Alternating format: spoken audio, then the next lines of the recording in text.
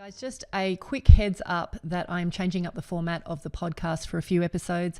I've been getting so much inquiry from young adults who are deeply frustrated with a lot of aspects of wealth building in today's environment. So I have invited my good friend Ken Huang, who is a millennial, to come join me to have some candid conversation about what's happening today and really kind of share lessons and experiences that I've had along the way that I hope will be helpful to you. Please enjoy these wide-ranging and uncensored conversations. Ken, I reckon making your first million is super... Oh, you don't want me to say it's hard? Just because, I think the feeling is that it's like, oh... Hey, Ken, I was talking to my husband over the last couple of weeks, and we had this fabulous conversation which unearthed some of the things that we went through when we were in our early 30s to get to that first million. And I'd love to share some of those with you today because I think they'd be super valuable for people. I'd love to. Well, let's get into it. I think there are 5 lessons. So what's the first one? Yeah. So look, neither of us came from money and neither of us actually had any good advice from our parents when it came to, well, what should we be doing and where should we be investing our money? You know, they were a generation of just save. And so the thing that I think we both learned through osmosis was you must course correct. I think building wealth is not this set and forget exercise. And I think that's what I thought. If you think about the generation that I grew up in, it involved taking all your money, either giving it to somebody else and saying, give it back to me in 45 years when I need it for retirement, or it's just you put your money into various shares and then you forget about it. And what I actually think we learned the hard way through a bunch of cuts and bruises in that first 2, 3, 4 years was that it is a constant review of what's working and what's not working, and being okay with adjusting your strategies and seeing the mistakes and recognizing where you've gone off track. And, you know, I think there's a great expression by Tony Robbins, which is, in life, you either need inspiration or desperation. And I think there was definitely, you know, we would oscillate between those two things, but absolutely just constantly coming back to, what are we trying to do? Like, what are we trying to do? Like, we made this mistake or we've ended up buying this thing that hasn't really gone the way we thought. And so I think that idea of constantly course correcting is definitely something that, you know, I would hope that I would be able to share that with my own kids, that you're not going to always get it right first time. Sometimes you've got to just constantly tweak and recalibrate. I guess I feel like I've mentioned this to you in the same call that we had, was the Japanese concept of Kaizen. And that is just incremental, either improvement or adjustments to a craft or a workmanship. That's how they sort of contextually think about that. But that could be anything from like waking up in the morning and today I'm going to start making my bed. And then tomorrow it's like, I'll make sure that, my clothes are ironed. And the next day is like this and that. And so I feel like there's some similarities there. Well, this is at least the way that I'm interpreting it, which is you're not supposed to have the perfect scenario each time you pull the trigger, whether it's investing or wealth building. But it's the idea of like going, okay, what have I noticed that I need to actually adjust and correct along this way, rather than going, hey, like I've got to have the home run every single time a decision's made, or potentially to go, hey, it's like just a set and forget and I just don't look at it for, like you said, 30 or 40 years. I think it's worse than that, Ken. I think the modern society especially portrays this idea that building a wealth is this nice curve to success. And I think it's lots of divots and lots of ups and downs as you go. And I think if I'd had that expectation from the beginning, I think I would have saved myself a lot of heartache, because essentially, having now been at the other end and coaching people,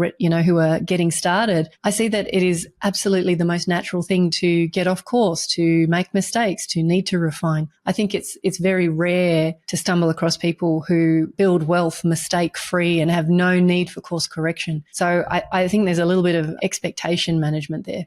I guess the point here is it's quite normal to make mistakes, particularly making that first million. Yeah, 100%. Like I think 2 steps forward, 1 step back, 2 steps forward, 1 step back. Yep. And, I've said this before, like to some degree, building wealth is like watching paint dry. If you're not trying to be like, overnight success and make your $1 million in like a year, which I know is something that everyone aspires to, but would be nice, but it's just not, it's not practical. So, you've got to actually recognize that you're sort of setting yourself up for this really long race, the big race, and you've got your compass and you just want to be constantly refining. Well, I guess the marathon versus the sprint argument, right? You don't want to sprint in the first kilometer of the race and then you burn yourself out for the rest of the marathon. So you've got to be smart about it and pace yourself out. What's lesson number 2? The second lesson that we chatted about was looking for cheap lessons. And I know that sounds bad, but the big learning was that you don't have to make all the mistakes yourself. You can actually look at the experience of others. So we always used to joke with our kids, there's an easy way and a hard way to learn things. The easy way is to see that it didn't work out for someone over there and take the lesson. Or you can be that person who just feels like, you've got to go through baptism of fire on every single aspect of the journey. So when I talk about cheap lessons, and I probably took, I think, a good 5-6 years to learn this after I really started to try and build wealth. There were mentors that could have saved me lots of money. There were books I could read. But the idea was there are people who can give you insights and shortcuts to wealth building. And so that idea of learning the hard way or the easy way, sometimes you actually have to just play and practice. But I think there's a lot that you can do around this idea of find people who have the results that you want, study them, talk to them, read great books that open your mind to new ways of thinking, and then implement as much as you can. I know this sounds funny, but it's almost like it's overlooked.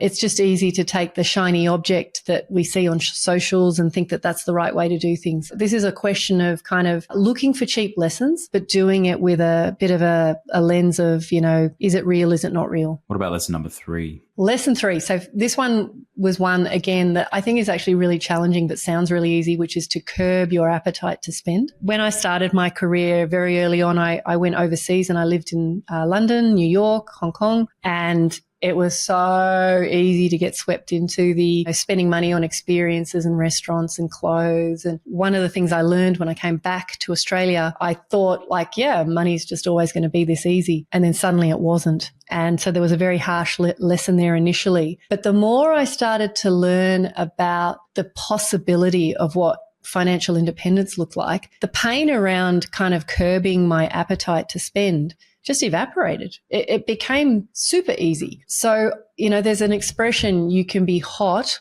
or you can be hot and bothered. And I think the same goes with money. You can be mindful about your spending and be in pain around it and feel frustrated and feel like you're missing out, or you can just be not that bothered by it because your eye is on the prize of what you want in the future. So I think a little bit of my fear of being broke was what initially forced me into minimizing my spending. But I think ultimately, I tell this joke of when I'm trying to explain to people about curbing their spending that, I would allocate. And one of the things that happened on many occasions was I'd turn up to the supermarket, I'd have a trolley full of groceries and my card wouldn't work because I'd overspent somewhere else. And I just was so unashamed about that, just going, oh, sorry, I can't take that, or just not bothered by it at all. And so I think this lesson around learning to curb your appetite to spend, it's the most simple lesson, but I actually think it's the hardest one to execute on. Well, as you were saying that as well, the thing that also came to mind was if you don't know how you're going to get to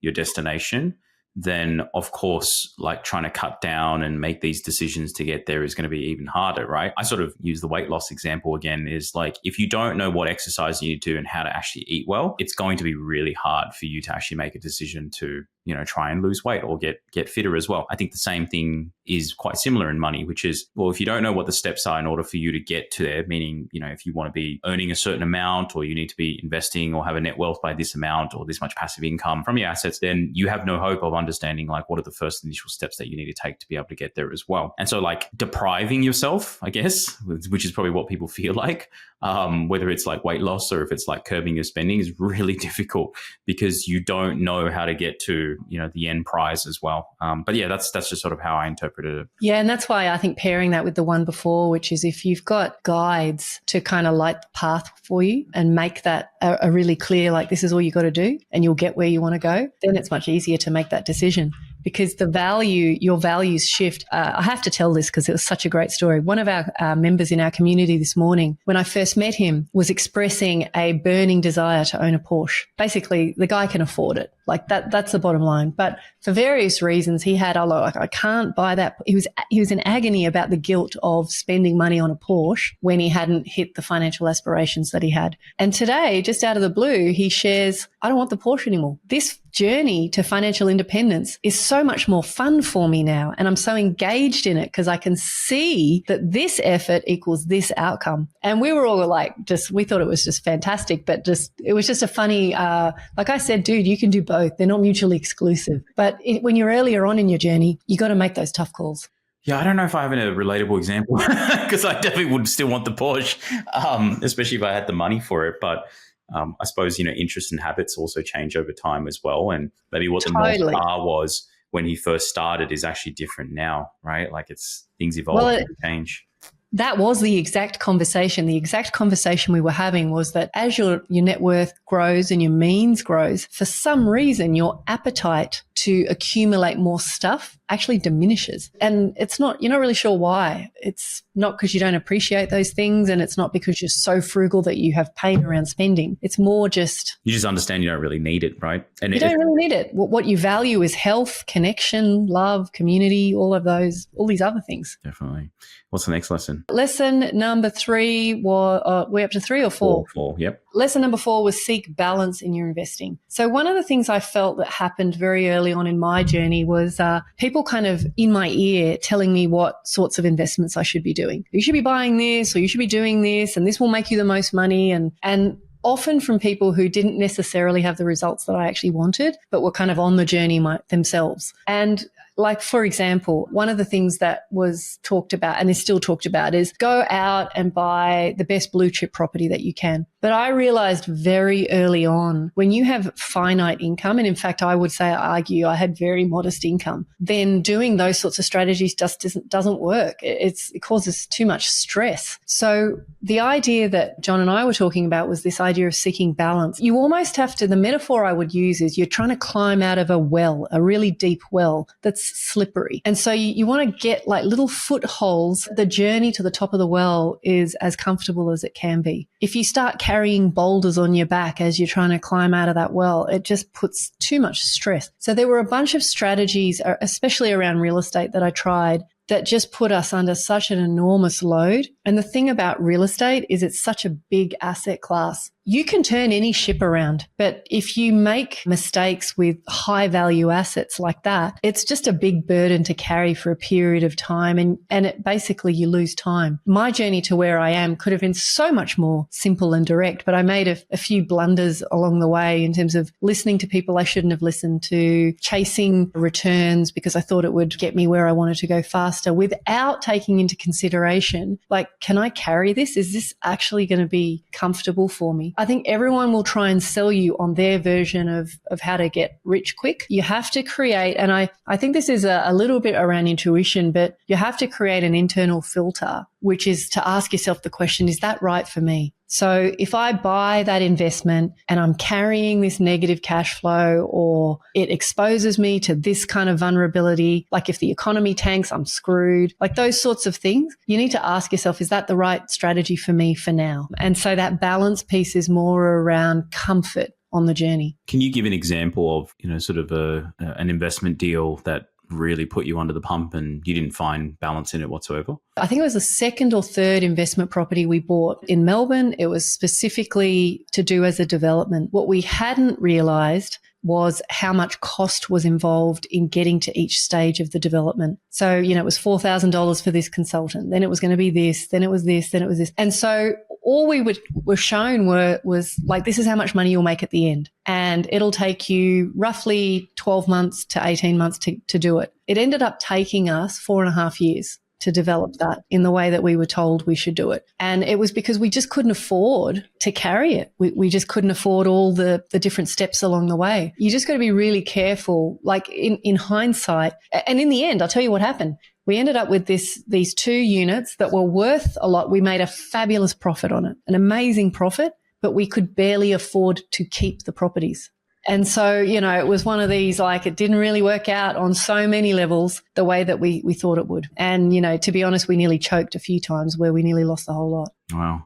And so it's like in those situations, it was more about also sleep at night factor, just the stress or the cloud that was hanging over your heads just to try and support this asset, as opposed to having something that may not be as lucrative or, profitable, but at the same time, you can sort of get on with your day and not really sort of stress out about it too much. Yeah, like one of the decisions I made very early on was to not buy blue chip real estate, or not all blue chip real estate in the big cities, but to move to sort of satellite, large regional centres. And in the end, and a lot of people went, oh, you won't make as much money. I tell you, some of those deals have ended up being the most lucrative, profitable deals, and they cost me virtually no cash flow on the journey. Like they put money in my pocket. So either positively geared or very close to that. Yeah. Like I don't need them to put a lot of money in my pocket. I just don't need them to be a rock on my back. Got it. And that's, for me, if I were going to do it again, I would be so much more conscious of comfort than I was. I mean, I think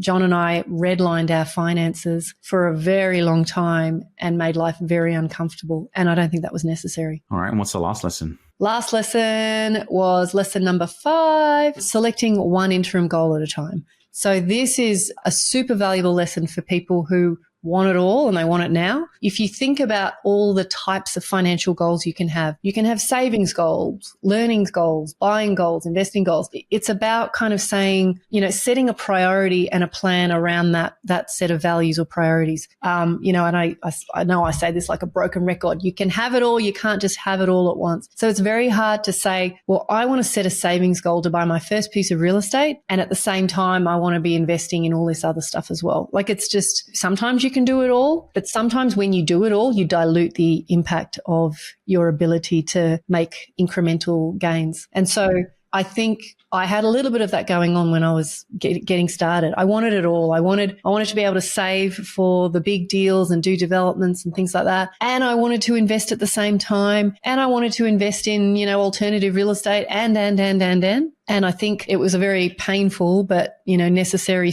sort of learning to become much more strategic. And how do I play this game of chess and get the next best move happening instead of trying to play 10 games of chess at the same time? Yeah.